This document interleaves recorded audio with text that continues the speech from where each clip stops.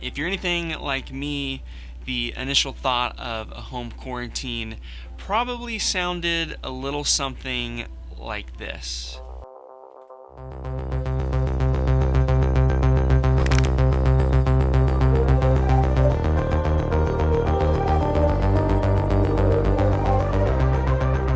But it actually has turned out more like, well, this.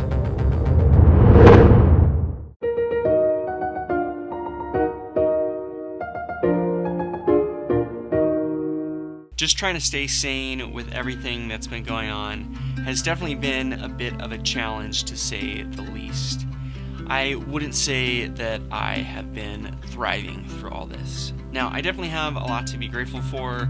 Both my wife and I are healthy and employed, along with most of our family and friends, and so that has definitely been great. But I think the thought of myself turning into some sort of productivity guru was definitely a bit misguided. Now, I'm no expert and I've definitely needed a pep talk or two, but here's how I've managed to keep my sanity in the midst of a global pandemic, and hopefully it helps you out a little bit as well. Right off the bat, I think it's important to acknowledge that sometimes it's okay to just not be okay. We're all human, and sometimes simply acknowledging the stress is the healthiest thing that we can do. Remember, in the search for trying to find our sanity, this isn't a linear process. And sometimes when it feels like things literally couldn't get any worse, well, they might. So I think that it's okay to have a little bit of doubt. And I've talked about this before in other videos, but I think that embracing doubt is just a part of this process. Not being sure about what tomorrow will bring doesn't mean that you've lost your faith. In fact, I think that doubt is just evidence that your faith has a pulse. Sometimes God's goodness can be sort of a vague concept until you're on the other side and looking back. But I think it's the fact that you're even looking back and reflecting that proves that you haven't given up. For me, it's a constant process that doesn't just come overnight. As much as I read online and try to figure out when things will go back to normal, I know that ultimately I'm not going to find the answer.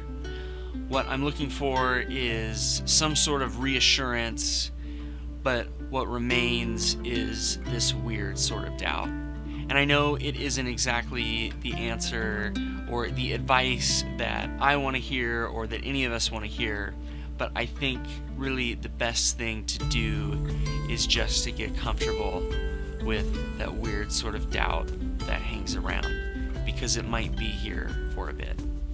Now, to do this in a healthy way and try to stay sane, which is what we're talking about, I think the biggest thing to start out with is self-awareness.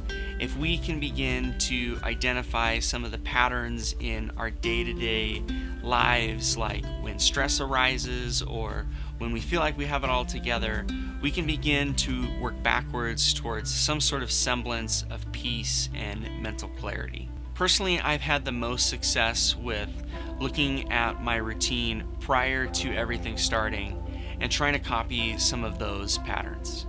Just about every morning started off with coffee, a shower, and of course putting pants on, which I know there's been about 1 million memes about wearing pants while we're working from home, and it's not that there's anything magical about pants. I mean, I'm not even wearing pants right now.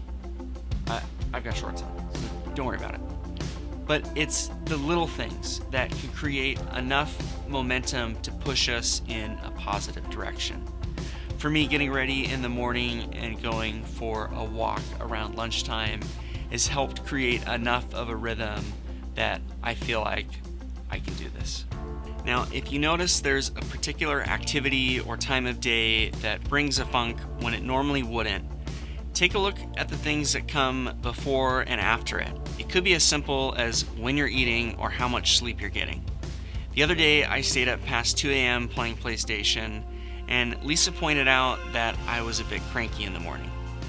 Personally, I think I'm just missing baseball. Hopefully, once we've taken a step back and been able to identify some new patterns, we can begin to develop a new routine that's productive and consistent without overwhelming us. I think that consistency is the key here. Sometimes what we lack in consistency, we can try to make up for in intensity. And ultimately, this just leads to us burning out and becoming more tired than when we started. It's the slow, intentional habits that we carry on over time that can have the biggest impact in the long run. Binging might be good for Netflix, but it's a poor strategy for just about anything else. I found this to be true in the times in my life when I've carved out a specific time or day each week to work on that something, whatever it is. Whether it's a video project, this YouTube channel, exercise, or even a spiritual discipline, it's best to start off slow and build over time. The same can be said for trying to find our sanity or accomplish anything in this season. You aren't going to feel like you've got it all figured out overnight. But if you start out small, stay at it, and develop a bit of a routine, those things will snowball in a good way. Remember, we'll get through this. God is still good, and it's okay to learn a thing or two from your pet tortoise, like slow, intentional steps leading to health and mental clarity. Let me know in the comments section below what you've done to develop a new routine and try to stay sane. I would love to hear from you and hear what has worked for you during this time. Thanks so much for watching. I would love it if you like this video below and hit the subscribe button. It really is the best way to help me support this channel.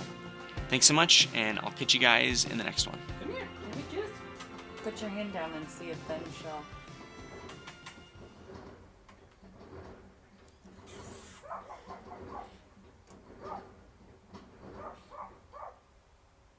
Will you tell her? Give Dad kisses. Give him a kiss. Give me a kiss. Fifi, give me a kiss.